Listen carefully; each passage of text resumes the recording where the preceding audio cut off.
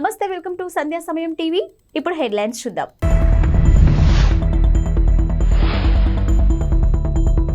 సంక్రాంతి అనంతరం జిల్లాలో నారా లోకేష్ పర్యటన.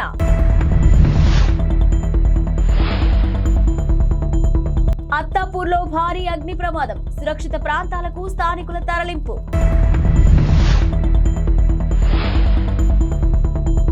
మహాలక్ష్మి పథకం ఎఫెక్ట్, పురుషుల కోసం ప్రత్యేక బస్సులు. ఏపీలో ఎన్నికలు సమీపిస్తున్న తరుణంలో టీడీపీ జాతీయ ప్రధాన కార్యదర్శి నారా లోకేష్ మరో కీలక నిర్ణయం తీసుకున్నారు.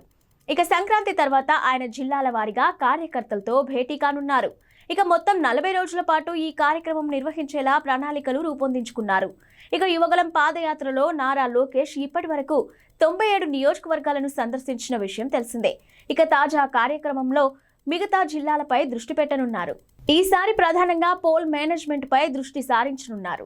బూత్ లెవెల్, మండల స్థాయి, అనుబంధ సంస్థల కమిటీలతో సహా సంస్థాగత వ్యవహారాలపై సమీక్షలు నిర్వహించనున్నారు. కాగా దాదాపు 11 నెలల విరామం తర్వాత సొంత నియోజకవర్గమైన మంగళగిరిలో లోకేష్ తాజాగా పర్యటించారు.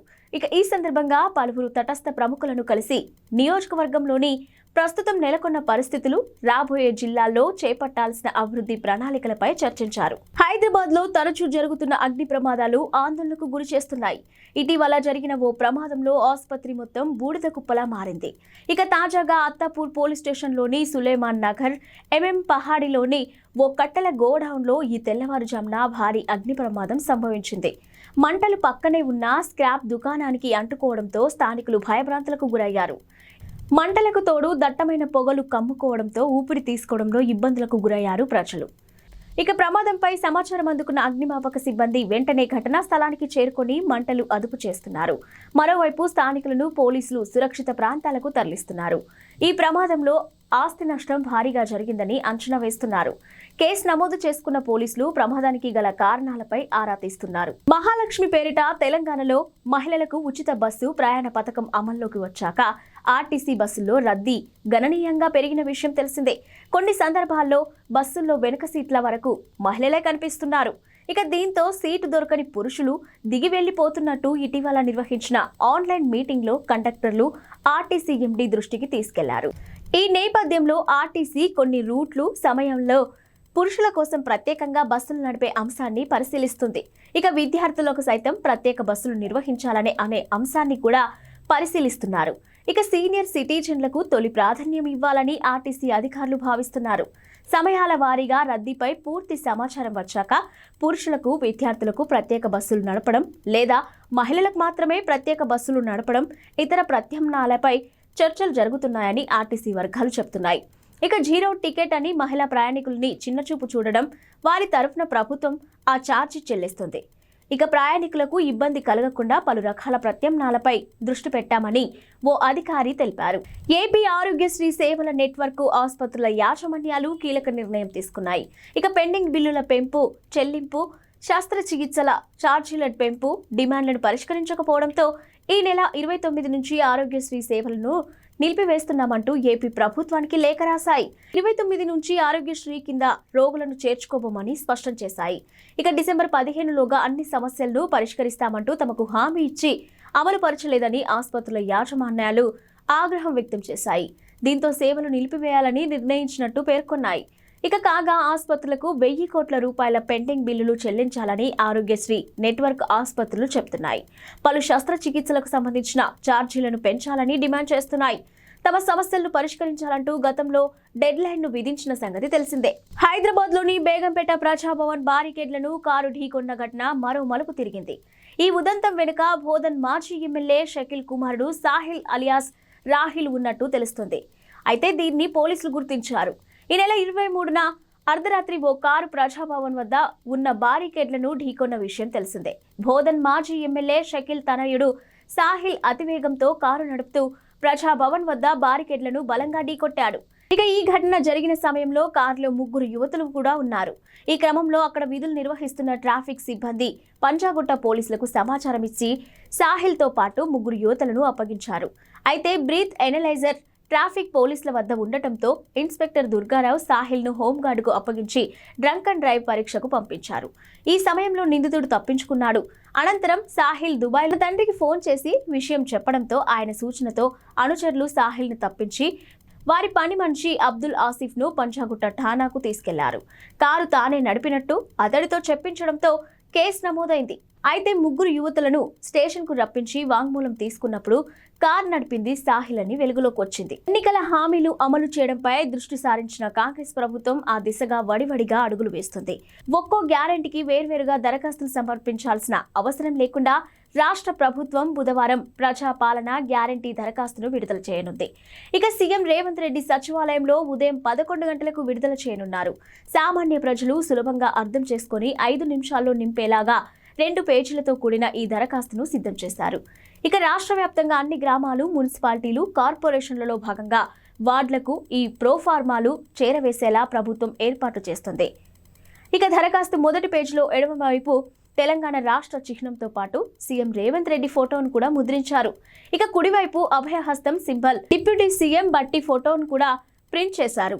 వారణాసికి చెందిన యాచకులు అయోధ్య రామాలయానికి 4.5 లక్షలను విరాళంగా ఇచ్చారు. తద్వారా ఆలయ నిర్మాణంలో తమ వంతు పాత్ర పోషించాలన్న చిరకాల వాంఛ తీర్చుకున్నారు. ఇక ఆయన నిర్మాణం కోసం ఆర్ఎస్ఎస్ సంస్థ సమర్పణ్ నిధి క్యాంపెయిన్ నిర్వహిస్తుంది. ఈ కార్యక్రమంలో 2020 నవంబర్లో కాశీలోని కొందరు యాచకులు ఆర్ఎస్ఎస్ కార్యాలయాన్ని సందర్శించి తమ మనసులో మాట బయటపెట్టారు. తొలుత అధికారులు సంశయించిన యాచకుల విజ్ఞప్తి మేరకు స్వీకరించేందుకు అంగీకరించారు. కాశీ ప్రావిన్స్లోని 27 జిల్లాల భక్తులు ఈ విరాళం అందించారు. కాశీకి చెందిన మొత్తం 300 మంది యాచకులు విరాళం ఇచ్చారని ఆర్ఎస్ఎస్కు చెందిన మురళీపాల్ తెలిపారు. ఈ సందర్భంగా వైద్యనాథ్ అనే యాచకుడు మాట్లాడుతూ తాను 30 ఏళ్ల క్రితం అనారోగ్యం బారిన పడి ఏ పని చేయలేని స్థితికి చేరుకున్నట్టు తెలిపారు. ఇక నాటి నుంచి యాచక వృత్తితోనే పొట్ట పోసుకుంటున్నట్టు తెలిపాడు. ఇక అయోధ్య రామాలయం కోసం నిధుల స్వీకరణ విషయం తెలియగానే తాము కూడా పాలు పంచుకోవాలని నిర్ణయించినట్టు తెలిపారు. ఇక జనవరి 22న అయోధ్యలో జరిగే రామాలయ ప్రారంభోత్సవానికి హాజరవుతానని కూడా చెప్పారు. మరోవైపు వేల మంది చెప్పులు కుట్టేవాళ్లు, స్వీపర్లు కూడా రామమందిర నిర్మాణానికి విరాళాలు ఇచ్చారు. దేశ రాజధాని ఢిల్లీలోని ఇజ్రాయెల్ రాయబార కార్యాలయానికి సమీపంలో పేలుడు కలకలం రేపింది. పేలుడు శబ్దం వినపడిందంటూ స్థానికులు అందించిన సమాచారంతో పోలీసులు రంగంలోకి దిగారు. Dog squad, crime team, bomb disposal బృందాలతో సహా ఢిల్లీ పోలీసులు ఘటనా స్థలానికి చేరుకొని దర్యాప్తు మొదలుపెట్టారు. ఆ ప్రాంతాన్ని క్షుణ్ణంగా పరిశీలించగా రాయబార కార్యాలయానికి కొన్ని మీటర్ల దూరంలో ఉన్న ఓ ఖాళీ స్థలంలో ఓ లేఖను గుర్తించారు. ఇజ్రాయెల్ రాయబారిని ఉద్దేశిస్తూ ఈ లేఖ రాసి ఉండటంతో ఫోరెన్సిక్ ల్యాబొరేటరీ నిపుణులు కూడా ఘటనా స్థలానికి చేరుకొని పరిశీలించారు. ఇక లెటర్తో పాటు చుట్టి ఉన్న ఒక జెండాను కూడా గుర్తించారు. లేఖను సీజ్ చేశారు. ఘటనా స్థలంలో లభించిన వాటిని ఫోరెన్సిక్ పరిశీలన కోసం పంపించారు. ఈ ఘటనపై ఇజ్రాయెల్ డిప్యూటీ రాయబారి ఓహద్ నకాష్ కైనార్ ఒక వీడియోను విడుదల చేశారు. సాయంత్రం 5 గంటల తర్వాత రాయబార కార్యాలయానికి సమీపంలో పేలుడు సంభవించిందని అన్నారు. తమ సిబ్బంది, కార్మికులు అందరూ సురక్షితంగా ఉన్నారని వెల్లడించారు. ఈ ఘటనపై దర్యాప్తులో తమ భద్రతా బృందాలు ఢిల్లీ పోలీసులకు పూర్తి సహకారం అందిస్తున్నట్టు తెలిపారు. ఇక కాగా యూదుల కమ్యూనిటీ కేంద్రంగా ఉన్న సెంట్రల్ ఢిల్లీలోని పహర్గంజ్ ప్రాంతంలోని చాహత్ హౌస్ వద్ద పోలీసులు భద్రతను కట్టుదిట్టం చేశారు. సీసీ కెమెరాల ద్వారా పోలీసులు ఆ ప్రాంతాన్ని నిశితంగా పర్యవేక్షిస్తున్నారు. ఓ కేసులో బాధితురాలి పట్ల అసభ్యకరంగా ప్రవర్తించిన మియాపూర్ స్టేషన్ ఎస్ఐ గిరీష్ కుమార్ పై వేటు పడింది. ఆయన్ను సస్పెండ్ చేస్తూ సైబరాబాద్ కమిషనర్ అవినాష్ మహంతి ఆదేశాలు జారీ చేశారు. ఓ కేసు నిమిత్తం స్టేషన్కు తరలివచ్చిన ఓ బ్యూటీషియన్ ఫోన్ నంబర్ తీసుకుని ఎస్ఐ ఆమె వెంటపడి అసభ్యకరంగా ప్రవర్తించినట్టు విచారణలో తేలడంతో ఈ చర్య తీసుకున్నారు. ఇక ఈ మేరకు మంగళవారం ఆదేశాలు జారీ చేశారు. కాగా వ్యాపారం పేరుతో తన స్నేహితుడు 6 లక్షల రూపాయలు తీసుకుని మోసం చేశాడని, తిరిగి ఆ డబ్బు ఇవ్వడం లేదంటూ బాధిత బ్యూటీషియన్ మియాపూర్ ఠాణాలో చీటింగ్ కేసు పెట్టింది. నిందిత వ్యక్తి నుంచి డబ్బులు ఇప్పించడంతో కేసు ముగిసింది. కానీ ఎస్ఐ గిరీష్ కుమార్ బాధిత మహిళ పట్ల అసభ్యకరంగా ప్రవర్తించాడు. ఇక వెంటపడి వేధిస్తూ ఉండటంతో బాధిత మహిళ నేరుగా సిపికి ఫిర్యాదు చేసింది. దీంతో ఎస్ఐపై సస్పెన్షన్ వేటు పడింది. అయోధ్య రామ మందిర నిర్మాణంలో మన హైదరాబాదీ కంపెనీ భాగస్వామ్యం కూడా ఉంది. ఇక గుడి ప్రధాన ద్వారంతో పాటు ఇతర తలుపులను తయారు చేసే అవకాశం సిటీలోని కంటోన్మెంట్ ఏరియాలో ఉన్న అనురాధ టింబర్ ఎస్టేట్ కు దక్కింది. గుడి తలుపుల తయారీ కాంట్రాక్ట్ ను దక్కించుకున్న ఈ కంపెనీ అయోధ్య రామ మందిర పరిసరాల్లో ప్రత్యేకంగా వర్క్ షాప్ ను ఏర్పాటు చేసి మరీ పనులు చేస్తుంది. మొత్తం 300కు పైగా ద్వారాలు తయారు చేయాల్సి ఉందని, ఇప్పటికే 118 ద్వారాలు తయారయ్యాయని కంపెనీ నిర్వాహకులు చెదల్వాడ శరత్ బాబు తెలిపారు. ఇక ఇటీవల యాదాద్రి పునర్నిర్మాణంలోనూ తాము పాలు పంచుకున్నామని చెప్పారు. యాదాద్రి లక్ష్మీ నరసింహస్వామి గుడికి ప్రధాన ద్వారాలు రూపొందించింది తామేనని వివరించారు. ఇక రామాలయానికి ద్వారాలను రూపొందించేందుకు చాలా కంపెనీలు పోటీ పడ్డాయి.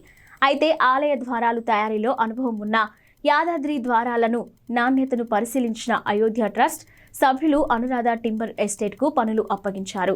ట్రస్ట్ ప్రధాన కార్యదర్శి సంపత్ రాయ్ ఆదేశాలు ఇచ్చినట్టు డిజైన్ మేరకు ద్వారాల తయారీ పనులు ప్రారంభించినట్లు శరత్ బాబు వివరించారు. ఇందుకోసం ఆలయ పరిసరాల్లోనే ప్రత్యేకంగా వర్క్ షాప్ ను ఏర్పాటు చేసుకున్నామని తెలిపారు. ఇప్పటికే పూర్తయిన ద్వారాలను జనవరి 1న బిగించే ఏర్పాట్లు చేస్తున్నట్లు పేర్కొన్నారు. తలుపుల తయారీ కోసం మహారాష్ట్రలోని బల్లర్షా నుంచి ప్రత్యేకంగా టేకు కలపను తెప్పించినట్లు తెలిపారు. ఈ ద్వారాల తయారీ పనులలో తమిళనాడుకు చెందిన కుమారి రమేష్, మహాబలిపురం, కన్యాకుమారికి చెందిన మరో 60 మంది శిల్పుల బృందం నిమగ్నమైందన్నారు.